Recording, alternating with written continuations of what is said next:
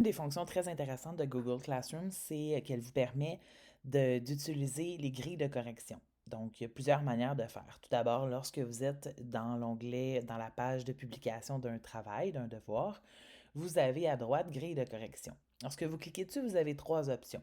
Donc, soit créer une grille d'évaluation à partir de rien, là, directement dans Classroom, soit réutiliser une grille que vous auriez déjà utilisée pour un autre travail, donc vous l'avez préalablement faite, ou importer à partir de Sheets. Pour une meilleure utilisation sur le long terme, puis pour pas vous faire répéter tout le temps, moi je vous conseillerais de prendre cette option-là, importer à partir de Sheets.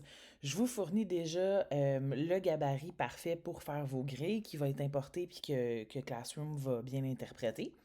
Donc, je l'ai déposé déjà dans le document de formation. Vous allez pouvoir le retrouver. Donc, l'idée, ça serait de vous faire une copie de ça, puis de vous faire toutes les grilles dont vous avez besoin, donc selon chacune de vos compétences. Euh, alors ça, c'est le gabarit, le template à utiliser. Donc, le critère, vous écrivez la description de votre critère. Vous pouvez mettre des points, donc 5, 4, 3, 2, 1 ou autre chose. Vous pourrez les changer là, à chaque fois quand vous allez importer votre grille. Ça, c'est pas grave. Mais ça peut pas être des lettres. Donc, ça peut pas être A, B, C, D, E dans la ligne jaune. Il faut vraiment que ça soit des chiffres. Si vous voulez mettre plutôt du qualitatif, donc justement A+, A, A-, vous devez l'écrire à ce moment-là dans le niveau, dans la ligne verte, où est-ce qu'il y a niveau. Et la description du niveau, c'est la description finalement de l'atteinte de votre critère. Donc, je vous donne un exemple clair là, que j'ai fait avec un travail de science. Il y avait seulement deux critères évalués dans ce travail-là. Donc, critère 1, la description.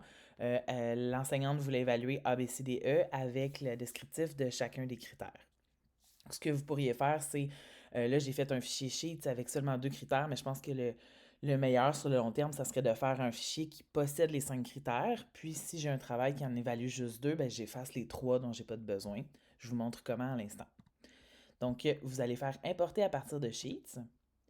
Vous allez récupérer le fichier dans votre Drive. Vous pouvez vous faire un dossier, là, grille de correction, grille d'évaluation. Mais là, moi, je l'ai dans mes fichiers récents.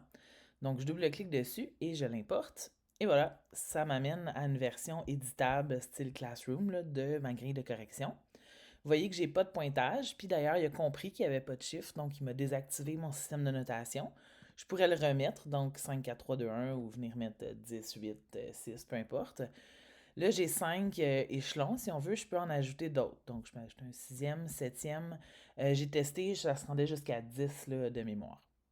Donc, si j'enlève le système de notation, on revient au qualitatif seulement. Et là, c'est A, B, C, D. Je peux d'ailleurs en supprimer aussi en passant. Là. Vous pouvez supprimer différents niveaux si vous avez fait une erreur. Je peux écrire A, mais je peux aussi écrire un descriptif, comme ça ici. Donc vraiment, là, ça vous appartient si vous voulez que ce soit plus du formatif ou un travail qui compte que vous allez ramasser des points. Et si finalement vous vous rendez compte que c'est juste le critère 1 que vous voulez, pas le 2, vous pouvez aussi supprimer le critère complètement, l'amener plus haut, le dupliquer, etc. Donc imaginons que je le supprime, puis que c'est un travail où j'évalue seulement le critère 1. Ensuite, je fais enregistrer. Et ma grille est bien rentrée là. Si je recommence, je reviens ici. Si vous voulez la partir à partir de rien du tout, vous pouvez, comme je dis, c'est juste que moi je constate que ça vous fait plus de travail, mais vous pouvez faire créer une grille d'évaluation.